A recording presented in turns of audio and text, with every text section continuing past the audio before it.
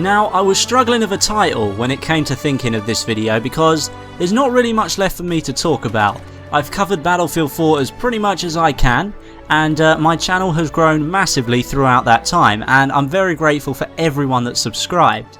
But then it came to me, Battlefield 3 is now finished and we're building up to Battlefield 4. So it's time for new beginnings. What do I mean by new beginnings, I hear you ask? Well, when Battlefield 3 first came out, I was pretty excited for the game. It was a massive step forward in terms of the Battlefield community at least. It actually drew in some massive attention at E3, and throughout the life of the game, we gained a lot more of a community than what we had before it.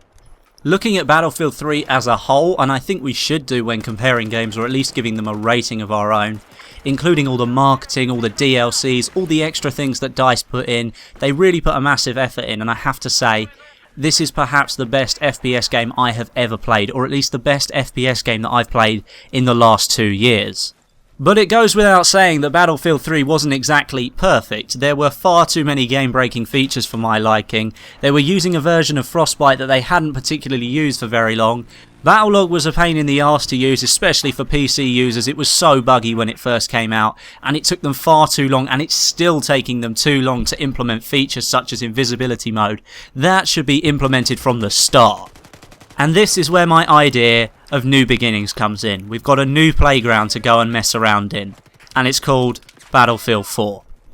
Taking in all of the information that we gave DICE during Battlefield 3, with them testing out all new features, we're going to be getting a game that perhaps we should have been getting 2 years ago, but it just never came about. And this new game is going to give the Battlefield community a chance to sort of regrow, rejuvenate, and get rid of all those stigmas that we saw in Battlefield 3. The hate on the M16 users, the fact that people only used to play Operation Metro 64, Conquest servers if you were playing on PC, the fact that PC is elitist. All of those things can go out of the window now. The playing field is more level than it ever has been before, and I think the whole Battlefield community is going to appreciate that. Of course, we've got Battlefield 3 on current gen consoles, PC and next generation consoles, so for pretty much any budget, Battlefield 4 is going to be available. We're going to be seeing the return of Commander Mode, a feature that was last featured in 2142 that was left out of 3 more Battlefield games in between now and Battlefield 2142, and I have to say it's something that I'm really looking forward to, and Battlefield veterans are really going to appreciate that feature. For all those budding machinima makers out there, we now have Spectator Mode, which is really going to enable us to make videos that we never thought we could make before with relative ease. We don't have to go out of our way to create tools for the community to use. They're now built into the game. We're seeing the epic scale return from Battlefield Bad Company 2 in terms of destruction with Levolution, with new things being put in as well.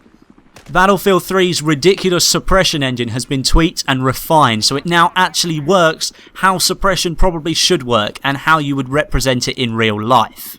Naval combat is coming back in full force as if it had never left the Battlefield community, something we didn't see in Battlefield 3 unless you count naval combat being stationary aircraft carriers and rib boats, which I don't.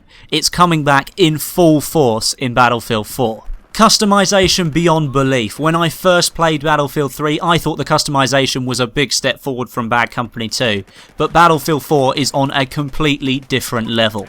And the last one on the list, whether you like it or not, Battlefield Premium is making a return in Battlefield 4, along with 5 DLCs, 20 maps, weapons, vehicles, camos, you name it, everything is in there. And with the growing, powerful Battlefield community behind this game, Battlefield 4, for me at least, is going to be the best game of 2013 and 2014.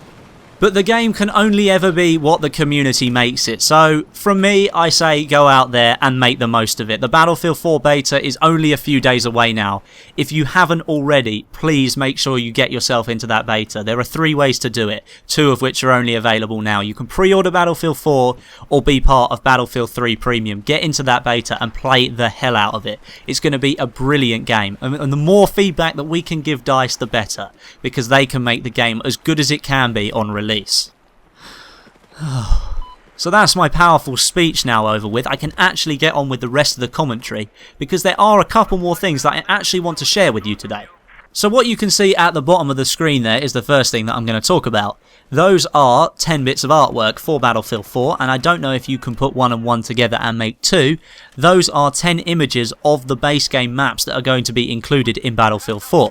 Now so far, of those 10 maps, I believe we have 5 confirmed names. Now they are Seas of Shanghai, Paracel Storm, Operation Locker, Golmud Railway, and this one is newly released today actually. This one is called Zavod 311. Now that's a very strange name, but it's actually going to be the map that's available to play at Eurogamer in London on the Xbox One, which I'll be playing probably right now actually, considering I'm going to release this video tomorrow and I'm recording it on a Thursday. So on a Friday at about sort of 5 o'clock, I'll be at Eurogamer perhaps playing the game. So in the following video to this one, you'll probably hear me talk about this map and probably tell you how good it is. The remaining 5 maps haven't actually been given a name yet, but considering we're only about 4 weeks away from the release of Battlefield 4 now, it can't be too long before we find out what they're actually called anyway. And the second bit of news I have for you, well, it's probably not news, it's more of like a massive giveaway. And if you guys want to be in with a chance of winning a Battlefield 4 powered AMD gaming PC, then I suggest you head over to the link in the description entitled youtube.com/shustybang. They're giving away a massive amount of PC gaming equipment over the next 30 days leading up to Battlefield 4. So if you guys want to be in with a chance of winning some serious gaming kit, then I suggest you head over there right now and listen to the rules so you can be in with a chance of winning. And that is it guys, that is my last video before the Battlefield 4 beta comes out. Now don't worry, I will be covering the Battlefield 4 beta. I'm going to be doing my first impressions, you're going to be seeing some gameplay on there as well. Maybe do a live com with Matt the Musketeer if he agrees to that. Probably going to be doing some map tactics perhaps, maybe some sort of gun issues, kind of things like that, twerking out the bugs. Maybe just some general conversation, I'm not entirely sure. But make sure you stick around on my channel for that, as you're going to be seeing plenty of videos in the next couple of weeks. But that's it for the video guys, I hope you've enjoyed it. If you did, likes and comments are always appreciated, but until next time, my name is Westy, and I'll catch you guys in the Battlefield 4 beta.